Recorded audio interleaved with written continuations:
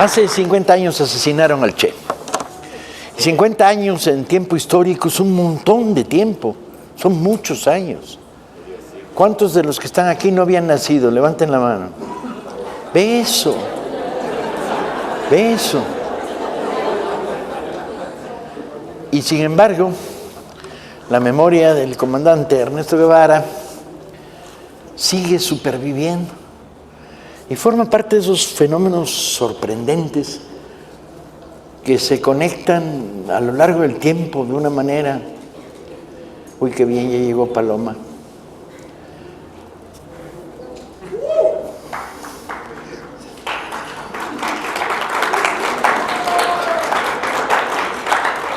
Forman parte de esos fenómenos de supervivencia a lo largo del tiempo difícilmente explicables. No hay mucho misterio en por qué yo escribo una biografía del Che.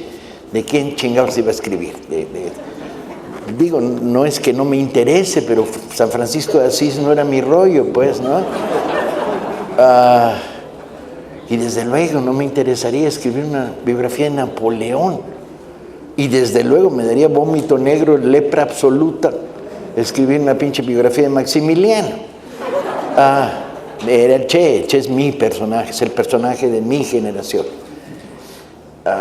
De una manera además muy potente, muy conmovedora, referente continuo. Pero lo sorprendente es no que mi generación haya adoptado al Che. El Che nos adoptó a nosotros lo adoptamos a él. Lo sorprendente es la vigencia y lo peligroso es la vigencia del Che como mito, porque los mitos son reduccionistas, se van volviendo 4 palabras y una pinche camiseta. Y luego que metiste a la lavadora la camiseta con cierta regularidad, ya el Che parece coreano, ¿no? Después de 250 lavadas. Lo importante es devolverles terrenalidad a los mitos, carne, huesos, estampa, pero sobre todo historia. A lo largo de estos últimos años he estado peleé contra la idea de el pensamiento del Che. Pues esa chingadera no existe. Hay los pensamientos del Che a lo largo de una larga vida, o no tan larga, una breve vida, sería justo decir. El Che es un personaje en evolución. Lo que lee, lo que vive, lo que percibe, lo que entiende de una manera intensa porque está dentro de la historia, lo va cambiando. Hay muchos Ches, hay que ponerlos en la historia, hay que ponerlos en el tiempo. La oleada de biografías que se desataron hace 20 años, ¿cuándo salió este Che por primera vez? 20 años, algo así. Fue una oleada muy controvertida, entramos en combate, diferentes biógrafos con diferentes aproximaciones. Yo fui el primero en terminar la biografía del grupo de biógrafos que estábamos trabajando, pero coincidíamos. De repente llegabas a unos archivos y veías que había pasado por ahí antes Pierre Calfon, el francés. Nada más que Calfon no es un historiador honesto y escondía los papeles que había encontrado, los cambiaba de carpeta para que si alguien más pasaba no los encontrara. A diferencia de Anderson, que es un colega honorable y que nunca hizo tal tipo de cosas. E incluso diría, a diferencia de Jorge Castañeda, con el que me separan tantas cosas que las que nos unen prácticamente no existen, y que alguna vez cuando empezábamos a preparar la investigación, dijimos, pues vamos a trabajar juntos en la preparación de la investigación, y tuvimos una reunión. Y la reunión, él dijo, bueno, el libro es así y así y así, y yo quiero demostrar cómo Fidel. Le dije, espérame, güey, no lo hemos investigado y tú ya sabes cómo es el libro. Y entonces nuestra relación duró una sola reunión, cada cual por su lado, vamos escribiéndolo, ¿no? Yo no podía aceptar que el libro estuviera ya hecho antes de hacerlo, porque me había planteado algunas reglas para escribir la biografía del Che. La primera es, lo que encuentres lo cuentas. Me parecía verdaderamente criminal hacer una biografía edulcorada, endulzada, ¿no? Agiográfica. al grito de seremos como el Che, de los pioneritos cubanos. Una vez en una reunión en una escuela que se llama Ernesto Guevara, que el Che ayudó a construir, estaban ahí los pioneritos. Dijeron, seremos como el Che, decía. Yo les dije, ¿cómo, asmáticos? Y entonces uno chiquitito se acercó y dijo, no, chico, asmático no. Dije, bueno. Pero hay que decir, sin embargo, que Castañeda cumplió la regla ética, que es documentos que encontramos, nos los transmitimos. Los documentos no son de nadie. La historia es como tú la cuentas. De eso sí eres propietario, de una manera de contar. Me he tropezado con esto 2 o 3 veces.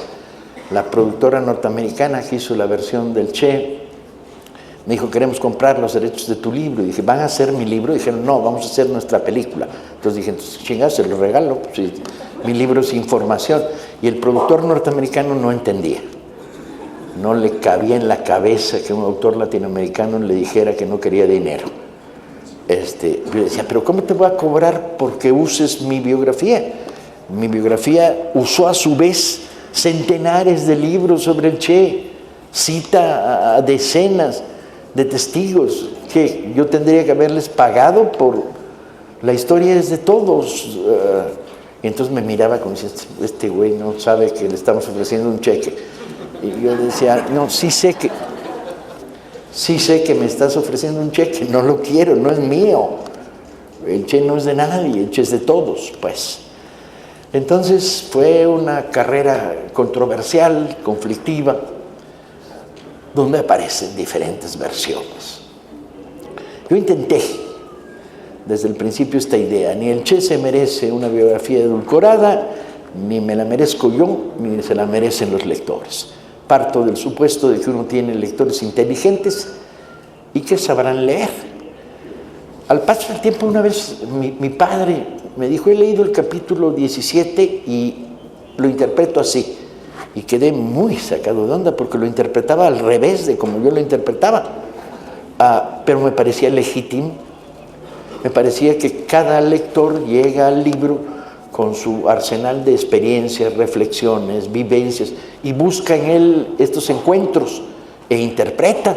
Pero pues el supuesto es eso, los lectores son inteligentes. La historia conductivista al modelo de la vieja izquierda vale por pura madre. Ahí les va, la hipótesis. Y entonces voy a usar todos los argumentos informativos que fortalecen la hipótesis, los que no, debajo de la mesa y los tapo. Y les voy a agarrar la oreja y los voy a llevar de la oreja a contarles una historia. Ni madre. No es así. La nueva historia, la historia narrativa, tiene una obligación de no censurarse, de contarlo todo, de confrontar críticamente y sobre todo de informar. El segundo problema que me planteo es el Che pesa un huevo, compañeros. Para alguien que escribe una biografía del Che, pesa. Viví momentos duros durante la elaboración del libro donde yo tenía la sensación de que no le iba a gustar al Che. No le va a gustar mi versión. Tenía 5 fotos en mi despacho. Vino un temblor y una se ladeó. El Che parecía que era como los de Pénjamo, miraba de lado. Y yo decía, de vez en cuando hablaba con el Che, es inevitable. No, con esto no estoy apelando a recursos metafísicos, yo desconfío profundamente, no de las personas que le hablan a Dios, sino de los güeyes que dicen que Dios les contesta, ¿no? Entonces, partí del supuesto de que hablar con el Che pues, era válido, ¿no? Me decía, no te va a gustar, güey. Y luego descubrí, porque vas descubriendo estas cosas cuando entras en intimidad con un personaje, descubrí por qué no le iba a gustar la biografía. Y no le iba a gustar porque el Che mantuvo a lo largo de toda su vida, una relación de profunda intimidad, de protejo mi interior, protejo mi privacidad. Tuvo muy pocos amigos, yo creo que se pueden contar con los dedos de las 2 manos y me sobraron dedos. Ninguno de ellos amigos de confidencia, ¿no?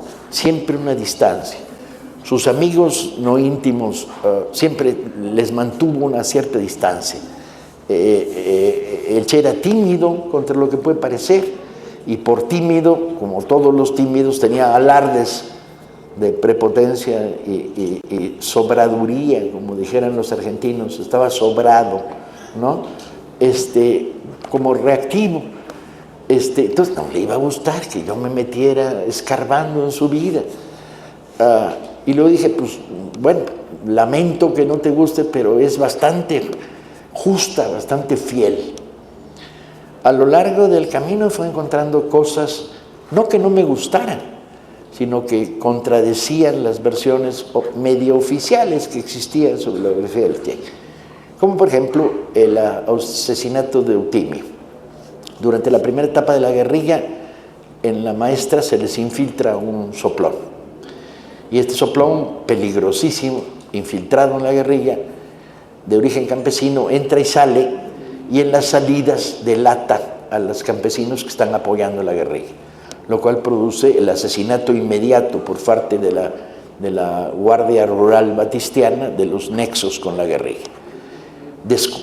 Llega a tener un grado de intimidad muy fuerte dentro de la guerrilla. De hecho, hay un par de días donde duerme bajo la misma manta que Fidel, y lo descubre y lo ejecuta. El Che cuenta esto en pasajes de la guerra revolucionaria. Luego vuelvo sobre cómo escribió pasajes y cuenta una noche tormentosa, un tiro en la nuca y adiós muy buenas, pero no dice que fue él el que lo ejecutó. Y cuando empiezo a contrarrestar las tres versiones que tengo, una de ellas de una solidez impecable, debida, hoy ya lo puedo contar, a la pluma de Ifigenia Mejeiras, yo digo, el Che lo mató, lo ejecutó, y el pudor no le permite al Che en pasajes de la vida revolucionaria decir sí.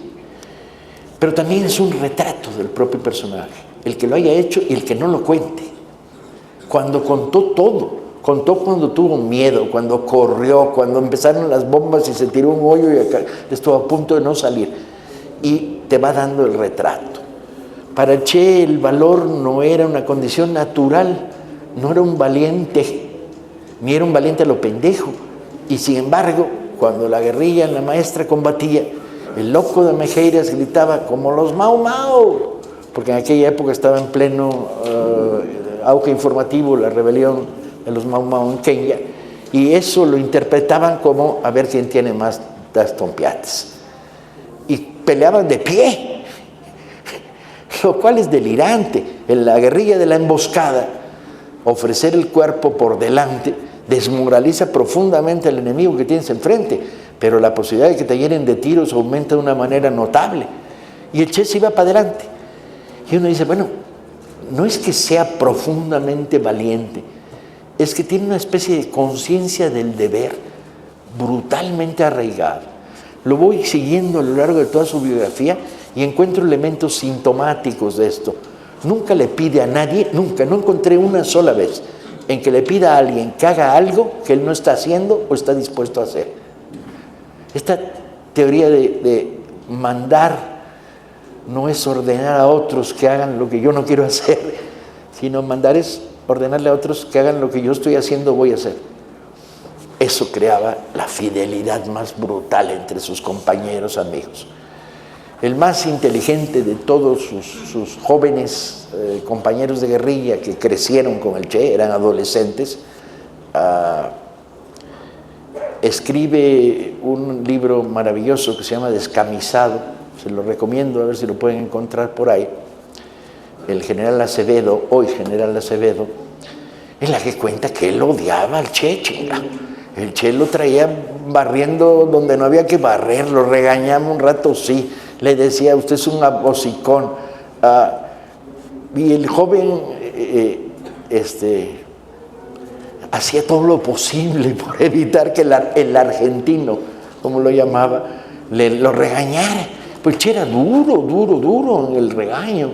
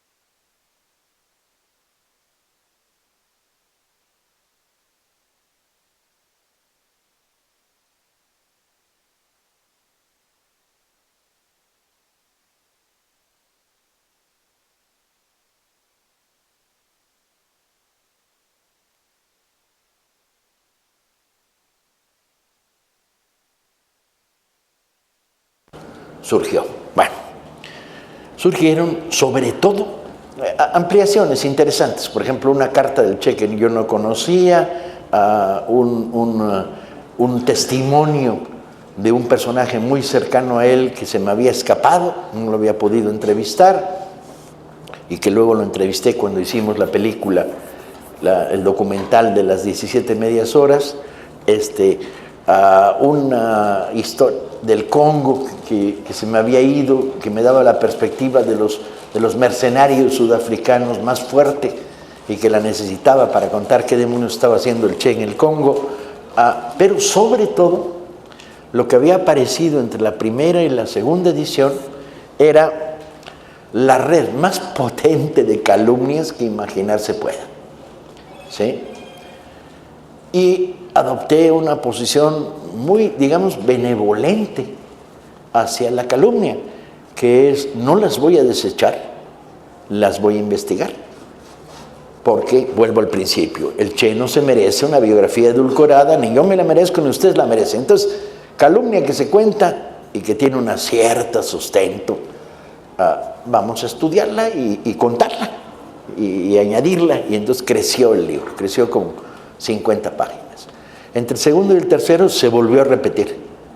Y ahora en la última edición otra vez se volvieron a repetir, ya cada vez menos porque los calumniadores son aburridamente reiterativos y francamente analfabetos. Parecen Peña Nieto un día malo, ¿no? Y entonces, ¿en qué consistían? ¿Cuál es la ofensiva negra contra el Ernesto Guevara? Tiene varios puntos. El primer punto es: el Che es un asesino, el carnicero de la cabaña. Les gusta. ¿Quiénes son los autores de esta trilogía? Bueno, es un grupo de investigadores norteamericanos. Algunos de ellos trabajan para empresas muy pinches raritas. Editan en una editorial que se llama Cosmos, cuya dirección está en la colonia Doctores en la Ciudad de México, y se me ocurrió ir a verificar y hay un pinche baldío, ya ni chingan, güey. Cosmos es una editorial fantasma, financiada por una institución fantasma, la libertad de expresión en América Latina, de una institución menos fantasma que la CIA. Y esa era una de las grandes, el asesino de la cabaña. Entonces remiten, curiosamente se les va la única historia que es real, que el Che ajustició a Eutimio, pero remiten a los fusilamientos que el Che ordena en Santa Clara durante la batalla de Santa Clara, muy cerca ya del final de la Revolución Cubana, y asesino, comandante Guevara. Te pones a estudiarlos, lo ves. Tengo 20 testimonios. ¿Quiénes eran los que estaban en el techo de los Santa Clara disparando contra civiles, man, que iban pasando por el bonito jardín que hay enfrente? Y eran torturadores del CIN. Y cuando los capturan, después de haber tomado el Hotel Santa Clara, el capitán del ejército rebelde le dice al comandante: ¿qué hacemos con estos 5? Le dice: los agarraron con las armas en la mano, son torturadores, está comprobado, ¿sí? Y el Che dice: fusílenlos, y los fusilan. Ese era el primer dato. El segundo dato es: al terminar la Revolución Cubana, el triunfo, enero, entran a La Habana y el Che es enviado a la cabaña por una decisión de Fidel, táctica, que es: no quiero poner al frente del ejército rebelde la figura enorme de un argentino, voy a darle ese papel mucho más fuerte a Camilo y no al Che, y el Che se va a un segundo cargo, no al cargo central, que es la cabaña, con la misión de deshacer el ejército batistiano, utilizar lo que sea posible utilizar. Y en esos momentos, con el Che enfermo de neumonía, producto de las crisis asmáticas regulares que vive, empiezan los juicios. Revisando la opinión pública de la época, encuentras que hay una encuesta de la empresa norteamericana DuPont que dice que el 87% de la población está a favor del fusilamiento de los torturadores. Ese es el contexto en el que se va a producir. Y revisan los 3 números de Bohemia Libre que salen en el momento, cuyas páginas están repletas de historias de las cárceles secretas del Batistiato, ¿no? O historias de cómo un comandante del ejército, en su ofensiva contra la zona rebelde, va pasando por los pueblos campesinos, fusilando a los campesinos, sin juicio, para quitarle la red de apoyo a la guerrilla. O historias aterradoras de los instrumentos de tortura en las delegaciones de la policía, ¿sí? Pinzas, bueno, ¿para qué se los cuento? La tortura siempre es un nivel horrible, ¿no? Y entonces, Fidel, yo creo que acertadamente, basado en la experiencia de la Revolución Cubana del 33, donde el pueblo se hizo justicia a tiros y los asesinos de Machado fueron cazados a tiros por las calles, trata de impedir una venganza popular, un Fuenteovejuna que tiene siempre el riesgo de que de repente se masacren a un güey porque se parecía. Y la ira popular no distingue demasiado, y primero se lo chingaron, luego preguntaron, ¿no? Y entonces ordenan los juicios de la cabaña. Los juicios de la cabaña tienen dos bocas, son dos auditorías, y el Che no participa en los juicios, es auditor general. El auditor general tiene solo una función, que es verificar que el juicio se hizo con acusación correcta y defensa correcta. Una vez verificado esto, el resultado del juicio no es un problema del auditor. El Che no se inmiscuye en los juicios y desde luego no participa, ni mucho menos, de las ejecuciones. Y hay una serie de fusilados. Las cifras que dan los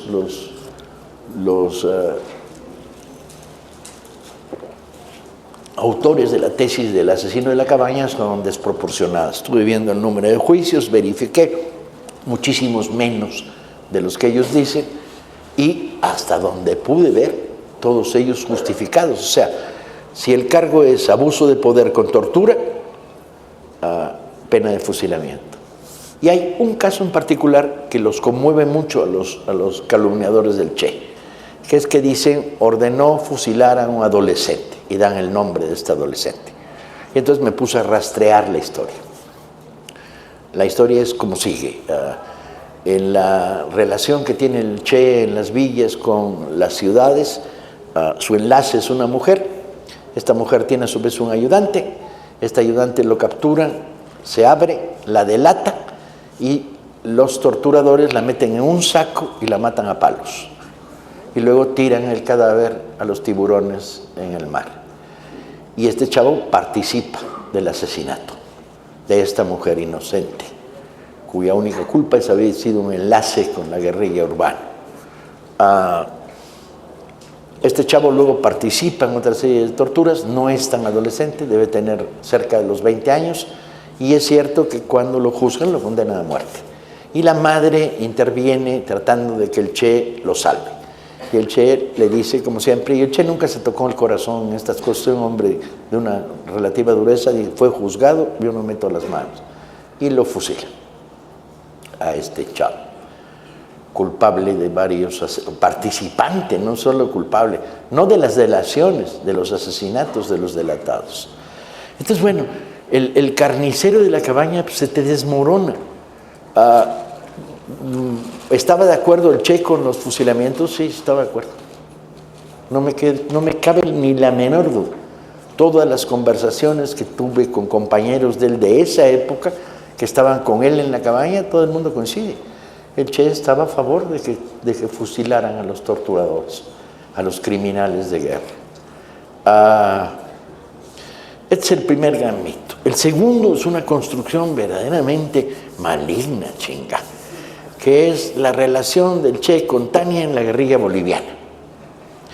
Todo ello empieza con una noticia de un periodista pseudo independiente norteamericano que dice que Tania estaba embarazada cuando murió y que era un embarazo del Che. No más que cuando analizo lo que se sabe sobre la muerte de Tania en combate, el cadáver nunca fue revisado por un médico, ya no trabajo forense, simplemente decir el cuerpo estaba desfigurado, cayó en las orillas de un río y fue aventado en una fosa común. Los supervivientes de la guerrilla, que se salvan 2 milagrosamente, ninguno de ellos hace mención de esto. Por lo tanto, ¿de dónde sacó este periodista la teoría de que Tania estaba embarazada? Y de ahí una serie de periodistas o de pseudohistoriadores van jalando el hilo. No, porque Tania no era parte del equipo guerrillero del Che en Bolivia. Tania era una espía de la Unión Soviética. Y se demuestra porque, y se avienta un pinche rollo macabeo que dice que cuando Tania, hay que tener cuidado con estos güeyes porque te hacen perder una cantidad de horas de tu vida. Cuando Tania era guía, porque hablaba español, de una selección de voleibol en Alemania Federal, pasaba informes a la Stasi, la policía secreta alemana, lo cual es cierto, como sucedía en toda Europa Oriental. Reportaban, la gente que andaba en contacto con extranjeros reportaba a la policía. Pero cuando Tania acepta pasarse al equipo del Che, no hay ninguna duda que lo hace en el entorno de la propuesta cubana y que no hay ninguna relación. De hecho, pregunté a los que abrieron los archivos del Che en Moscú y no hay ninguna. Los rusos nunca supieron dónde estaba el Che, ¿sí? Ni se enteraron. Bueno era el Che sabiendo cómo eran los rusos para que se filtrara la información a los soviéticos, que serían capaces de negociarlo en un juego de geopolítica, ¿no? Entonces toda la historia se te desmorona, pero insisten y aparecen libros y novelas.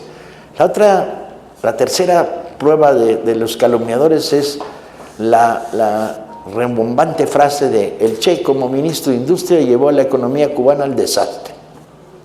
Entonces, a ver, ¿en qué se fundamenta el que dice eso? Y los que lo repiten, y los que lo repiten de los que lo repiten. Nada. ¿Y cómo? Nada. No, nada. ¿Desciende la producción industrial cubana en los años en que el Che es ministro de Industria? No, aumenta.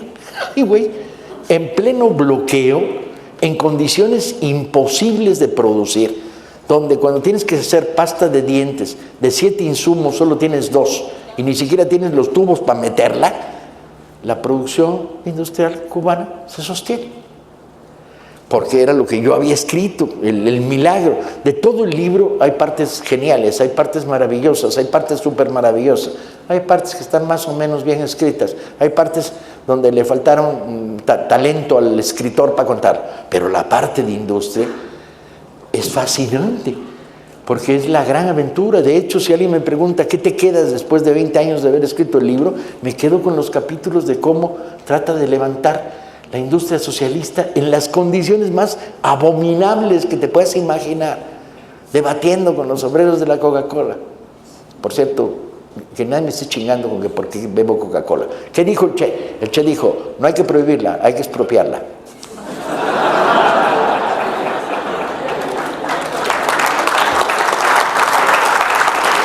Y entonces, ¿de dónde sale todo este pinche basureo del desastre? Errores, puta, no tienen idea. Además, errores, algunos de ellos fascinantes para un novelista, como el Che asomándose a la ventana del Ministerio de Industria diciendo, ¿qué es eso, chico? Y le dice, 3 barredoras de nieve en La Habana. Y el Che dice, ¿quién las compró? Y se oye una voz cavernosa atrás que dice, tú, comandante. Porque a la hora de las relaciones con los países de Europa Oriental para sustituir importaciones, pues había una lista. Hay palas, no hay palas en Cuba, es increíble, no había palas, no se producían palas, ¿sí? Y entonces, ¿qué hizo el Che? Pues compró una fábrica de palas en Checoslovaquia. ¿Y cómo es una fábrica de palas? Pues una chingadera como la mitad de esto, donde hay un martillo pilón que agarra una hoja de acero, le pega y le da forma de pala. Y luego, no, pues nomás es la pinche fábrica de palas. Nomás que cuando el Che descubrió que había comprado una fábrica de palas, descubrió que no había industria metalúrgica en Cuba que permitiera hacer las planchas. Por lo tanto, era mucho mejor comprar palas que tener una fábrica de palas que tardó 1 año en empezar a funcionar. Pero bueno, los errores son los errores del delirio, de tratar de mantener en pie la industria expropiada por la huida de la gusanera, ¿sí?, que es espectacular. Bueno, entonces tú dices, bueno, estos cuates que escriben, que se pongan a estudiar, carajo, ¿no? O sea, calumniadores, vale, culeros, vale, reaccionarios hasta la madre, órale, pero chinga, estudien un poco, ¿no? La cuarta tesis es la más socorrida, la más abundante y la más generalizada, en la que incurre el propio Jorge Castañeda, que es la teoría de la conspiración fidelista para chingarse a Che. Vale, vamos a estudiarla. ¿Qué sustento hay? Ninguno. Pero hubo una conversación en el aeropuerto de La Habana en que Fidel y el Che se gritaron. O sea, huevo, no fue la única vez. Fidel y el Che discutían duro. Pero, ¿y usted estaba? No, yo estaba afuera, dice el testigo. Y a partir de eso, Calfón elabora la teoría de serias discrepancias en el seno de la dirección de la Revolución Cubana, producto de la discusión del aeropuerto. Y sí había discrepancias, evidentemente. Fidel estaba en la lógica de hacia adentro, mantener la Revolución Cubana como diera lugar. El Che estaba en la lógica de expandir la Revolución Cubana hacia afuera. Eran dos dinámicas. Y había contradicciones, sí, pero ¿en qué momento le negó Fidel al Che apoyo para las locuras que el Che decidió hacer? Lo apoyó de pleno en la experiencia africana. Y en Bolivia permitió que el Che eligiera comandantes del ejército cubano. No solo les dio permiso, los armó, y no solo eso, sino que le regaló a cada uno un Rolex, chinga, porque era el único reloj, según los cubanos, eficiente en la selva boliviana. Y entonces dice, bueno, pero cuando el Che rompe el contacto, pues el Che se le estropeó la radio, que quería que hiciera señales de banderitas desde la mitad de la selva boliviana. ¿Por qué Fidel no mandó apoyo? ¿Qué iba Fidel a mandar un escuadrón de fuerzas especiales en avión? Ni siquiera en mar. Pero además, ¿a qué? El Che no se lo hubiera perdonado jamás. El Che era plenamente consciente de que en el proyecto boliviano se estaba jugando la vida. Luego tiene la teoría, otra. El Che buscó la muerte. Ni madres, no hay en ningún momento en sus cartas, en sus diarios, en sus escritos, voluntad tanática, ¿no?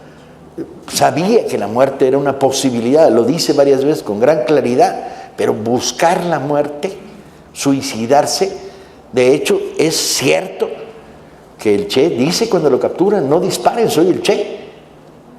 Un personaje que está buscando la muerte dice, no disparen, soy el Che. Está tratando de salvarse en términos de absoluta normalidad, como haríamos todos. No hay menoscabo en haber dicho, no disparen, soy el Che. ¿Sí? Antes de que te metieran una ráfaga como se la metieran 24 horas después, sin ningún tipo de juicio y a la mala, ¿no? Entonces, toda la operación calumnia se cae en pedazos. Pero últimamente la operación calumnia todavía es más divertida, porque es la operación calumnia de la calumnia. O sea, se fundamentan citándose unos a otros, ¿no? O sea, como dijo el investigador norteamericano Wilkes, no mames, güey, se lo inventó todo. Entonces, y entonces llega otro, como dice Toñito González de la Universidad de Miami, que dice el investigador norteamericano Wilkes, que dice, no, ya la cadena no se sostiene. Y sin embargo, si ustedes revisan la red y pone Ernesto Guevara, van a descubrir cientos de basura, sin fundamentación.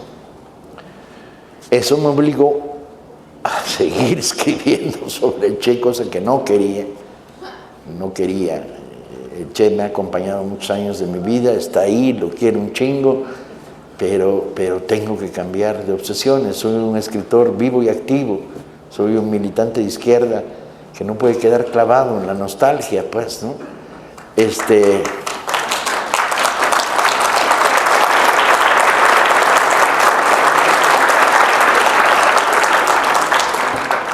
Y ahora, a 20 años de haber publicado la biografía del Che con esta nueva edición, sigo pensando que es un libro digno, honesto, polémico, afortunadamente, como lo fue Ernesto Guevara en vida, que reivindica cosas que la vieja izquierda no sabe reivindicar.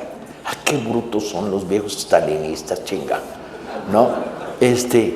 Como por ejemplo, yo digo, el Che era un vagabundo,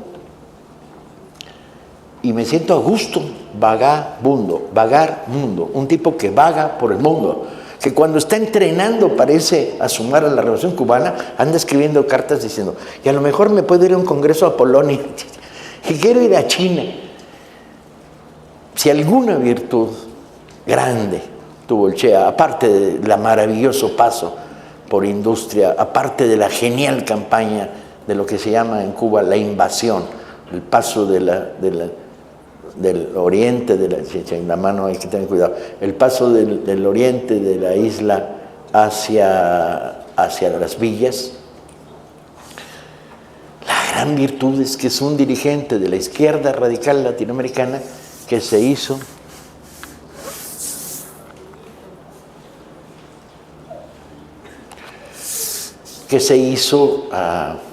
recorriendo, vagando un mundo. No forma parte del movimiento estudiantil argentino, no tiene experiencia de líder del movimiento sindical, el movimiento obrero, riquísimo, por cierto, Argentina en esos años. No tiene experiencia en partidos políticos. ¿Qué tiene?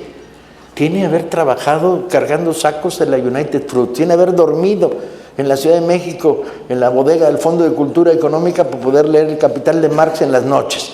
Tiene la maravilla de haber llegado a Cusco y decir, yo en el fondo lo que quiero ser es arqueólogo. Tiene el haber sido fotógrafo ambulante en la Alameda, diciendo, qué bonito niño, y con acento argentino no pega, colega, pero bueno, ahí va. Tiene la virtud de haber recorrido en motocicleta, chafa, kilómetros y kilómetros, haber estado en las salitreras chilenas, haber visto la revolución boliviana perdida, haber participado tenuemente en la contrarrevolución guatemalteca. Tiene la virtud de que, como pocos revolucionarios, sabía de qué estaba hablando, abajo, desde abajo. Vagabundo. Yo digo, el Che era romántico. Y me miran como diciendo, oye, qué pinche pecado. No mamen. Romántico, palabra maravillosa que nos viene desde el siglo XIX y a la que no vamos a renunciar. No hay que ser racional ni madres, hay que ser románticos, ¿sí? Hay que poner en adelante, como bien decía el camarada Kapuscinski, el hecho de que la revolución es una aventura del corazón, ¿sí? Y aventurero, romántico, aventurero. Durante mucho tiempo, los popes de la izquierda tradicional decían, usted es un aventurero. Y uno decía, ¿por qué, compadre? Está bien que queremos el cambio profundo, queremos la revolución. Está bien que en las mañanas alguien jala las pinches calles y las alarga. Uno que estaba a la vuelta de la esquina, pues puta, ya se fue, al amanecer ya había como 5 cuadras de desventaja. Y sí,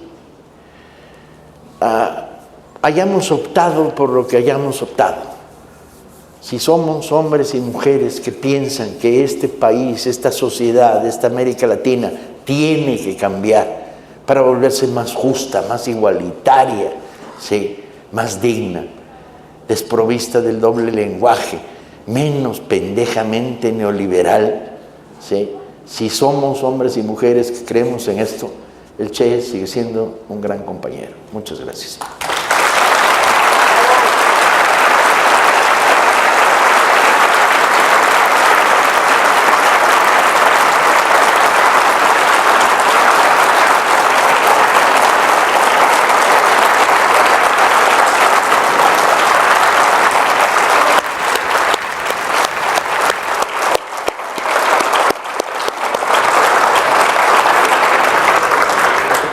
Dieron 6 libros digitales. Muy importante, no se muevan de sus asientos. Quietos ahí donde están. ¿Y entonces qué hacemos? Los regalamos. Y la firma es aquí. ¿Aquí mismo? ¿No tengo que salir a ningún lado? No puedo salir a fumar. Claro. Yo mientras... Editorial Planeta va a regalar 5 ejemplares de la biografía del Che en su versión digital. Chinga. Peor es nada, ¿no? Momento. pero están regalados, o sea, te dan la clave, la descargas y no pagas nada. Chingar, un regalo es un regalo. 5. Tenemos que encontrar una manera ecuánime de distribuirlos. Entonces, todos aquellos que sean extremadamente pobres, los medianos, la clase media, absténganse. Primero. Segundo, todos aquellos que sean extremadamente pobres y su apellido empiece con A. 1, 2, 3. No sirve. Todos aquellos que sean extremadamente pobres, que su apellido empiece y que tengan computadora, chingas, si son pretecnológicos, es un regalo horrible, y que su apellido empiece con A, B. No hay, hay uno. 1, 2. Bueno, vamos dándole una a aquel y otra a aquel. Todos aquellos cuyo apellido empiece con X. Si digo con M, ¿cuánto creen? A ver, los de AB que pasen por acá. Adelante.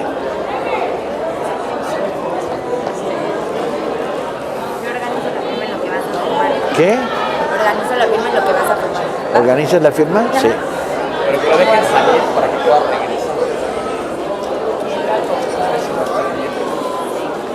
¿Alguien más? A ver. Todos los que sean de Guanajuato.